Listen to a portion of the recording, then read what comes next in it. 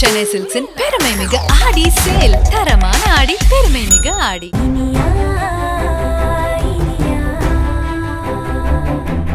என்னோட சொந்தக்கார பொண்ணு அதான்ப்பா, என் அண்ணனோட மருமக. அவ மாசமா இருக்கா. எங்களுக்கு ஆம்பளை புள்ள பிறக்கணும்னு ஆசை. பொம்பளை புள்ள பிறந்துட்டா அப்புறம் மனசு கஷ்டமாயிடும்ல. அதான் என் அண்ணன் இப்பவே தெரிஞ்சுக்கணும்னு ஆசைப்படுறாரு. விசாரிச்சப்போ இந்த ஹாஸ்பிட்டல்ல கரெக்டா கண்டுபிடிச்சு சொல்லுவாங்கன்னு சொன்னாங்க. அதான் கொஞ்சம் கண்டுபிடிச்சு சொல்ல முடியுமான்னு கேட்க வந்தேன். இதை பாருமா, யார் நீ? என்கிட்ட வந்து என்னென்னமா கேட்டுட்டு இருக்கா? அதெல்லாம் யாரும் இங்க அப்படி பண்றதில்ல. அப்படி பண்றது சட்டப்படி குற்றம், தெரியும்ல. முதல்ல இடத்த காலி பண்ணு. தம்பி தம்பி தம்பி, ஏன்பா இப்படி எடுத்தறிஞ்சு பேசுற? கேள்விப்பட்டு தான் வந்திருக்கேன். யார் நீ? இன்ஃபார்மரா? போலீஸோடாலா? ஐயோ தம்பி, ஏன்பா பெரிய பெரிய வார்த்தைலாம் பேசுற? எனக்கு இந்த உதவி தேவைப்பட்டுச்சு. உன்னை பார்த்தா இந்த மாதிரி உதவி எல்லாம் பண்ற தம்பி மாதிரி தெரிஞ்சுச்சு. இப்ப கூட ஒருத்தருக்கு சர்டிபிகேட் எல்லாம் வாங்கி கொடுத்தல, அந்த மாதிரி எனக்கு ஒரு உதவி பண்ண அண்ணா. இங்க பாரு, உண்மையிலேயே உதவி கேட்டுதானே வந்திருக்க, வேற எதுவும் நோக்கம் இல்லையே? உன் மேல சத்தியமா சொல்றேன் தம்பி, நான் இதை வேற யார்கிட்டயும் சொல்ல மாட்டேன். சத்தியமா இந்த உதவியை கேட்க தான் வந்தேன். அத சும்மா சொல்ல வேண்டியதானே?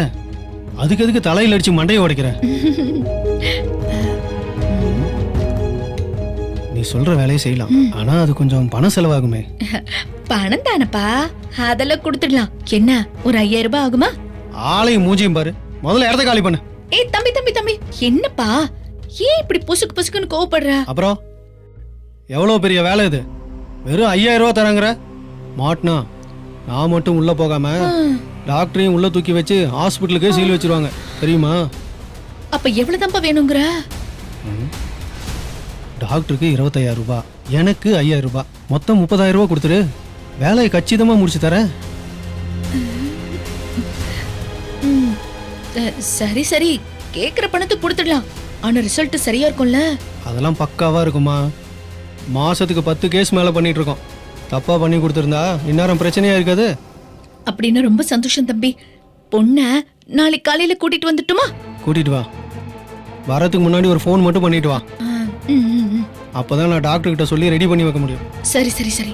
சரியா, நம்பர் எடுத்துக்க. சொல்லு. சொல்லுப்பா.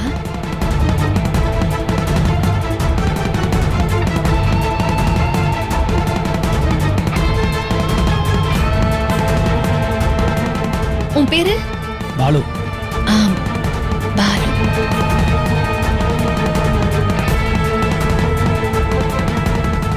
சரிப்பா, அப்போ நான் போய் நாளைக்கு கூட்டிட்டு வந்துடுறேன். மேடம் மேடம் மேடம், என்ன அப்படியே போறீங்க? அட்வான்ஸ் ஏதாவது கொடுத்துட்டு போங்க. ஐயோ, அட்வான்ஸ் கொண்டு வரலையே. நீ என்னம்மா இவ்வளவு நசையா இருக்க? உன் கேஸ் எல்லாம் எடுத்துக்க முடியாது, கிளம்பு. ஏய் தம்பி தம்பி தம்பி, என்ன உன்னை போ போன்னு கிளம்பி சொல்லிட்டே இருக்க. இரு.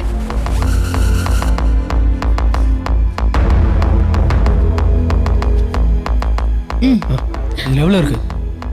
இதுல 2000 ரூபாய் இருக்கு. இத வச்சுக்கோ, மிச்சத்தை நான் நாளைக்கு வந்து தரேன். இத பாருங்க, ஒரு விஷயத்தை ஞாபகம் வச்சுக்கோங்க. இந்த விஷயம் வேற யாருக்கும் தெரியக்கூடாது. தெரிஞ்சது அப்புறம் நடக்கிறதே வேற. இல்லப்பா இல்லப்பா, நான் யாருக்கும் சொல்ல மாட்டேன். நான் நாளைக்கு கூட்டிட்டு வரேன். சரி.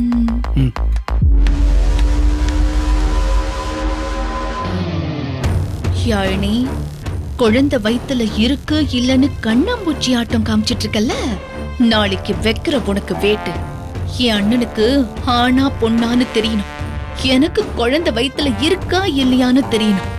ஒரே கல்லுல 2 மாங்காய், 2யும் அடிக்கிறண்டி.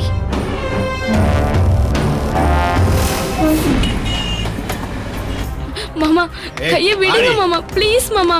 ஐயோ விடுங்க மாமா, எல்லாரும் பாக்குறாங்க மாமா. யாரு பார்த்தா எனக்கு என்னடி? நீ என் குழந்தையா தானே? நான் அவன் கைய பிடிச்சு இழுத்துட்டு வருவேன், உன் முடிய பிடிச்சு கூட இழுத்துட்டு வருவேன். யாரும் என்ன கேட்க முடியாது. வாடி வாடி. நான் கைய விடுங்க மாமா, ப்ளீஸ் மாமா, விடுங்க மாமா. வாடி.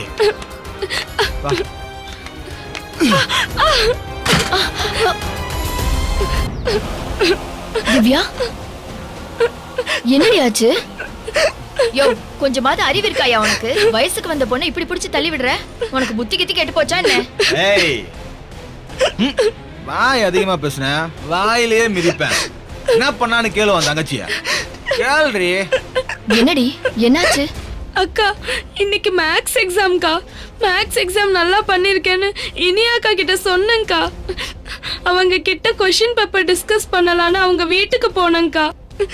அங்க மாமா வந்து கைய பிடிச்சி இழுத்து தரன்னு ரோட்லயே இழுத்துட்டு வராருக்கா.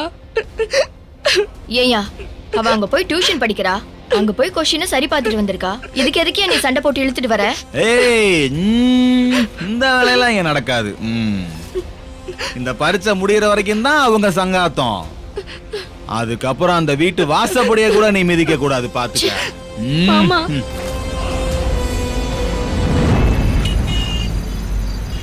நீங்க ரிஃப்ரெஷ் ஆயிட்டு வாங்க, நான் டிஃபன் எடுத்து வைக்கிறேன். ஓகே. ஹேய் இனி திவ்யாக்கு செம்ம ட்ரீட் போல இருக்கு. ஹாப்பியா? எங்க திவ்யா ஹாப்பியா தான் இருந்தா, ஆனா அவ சந்தோஷம் ரொம்ப நேரம் நீடிக்கல. ஏ என்ன ஆச்சு? வயித்துல நெருப்பு கட்டிட்டு இருக்கிற மாதிரி அவ தான் எப்பவும் ஒரு பிரச்சனையை சுமந்துகிட்டே இருக்காளே. அவ எப்படி சந்தோஷமா இருக்க முடியும்? என்ன ஆச்சு இனியா? நீங்க ஆர்டர் பண்ண ஃபுட் எல்லாம் அவளுக்கு ரொம்பவே பிடிச்சிருந்தது. அவ சந்தோஷமா சாப்பிட்டுட்டு தான் இருந்தா. திடீர்னு அவ மாமா வந்து எக்ஸாம் முடிச்சிட்டு நேரா வீட்டுக்கு வராம இங்க வந்து என்ன பண்ணிட்டு இருக்கேன்னு அவளை மோசமா திட்டி கூட்டிட்டு போயிட்டாரு. பாவங்க திவ்யா, அவ சந்தோஷமே அவளை விட்டு போயிடுச்சு. நம்ம சென்னை சில்க்ஸின் பெருமை மிகு ஆடி சேல். நம்ம சென்னை சில்க்ஸ்ல ட்ரெண்டி கலெக்ஷன்ஸ் வந்துடுச்சு. up to 50% off. செம்ம ஜாலி ஆயிடுச்சு. தரமான ரகங்கள், fresh and trendy collections. up to 50% offer. எல்லாமே நல்லா இருக்கும், எல்லாருக்கும் பிடிக்கும். The Chennai Silks-இன் தரமான ஆடி, பெருமை மிகு ஆடி.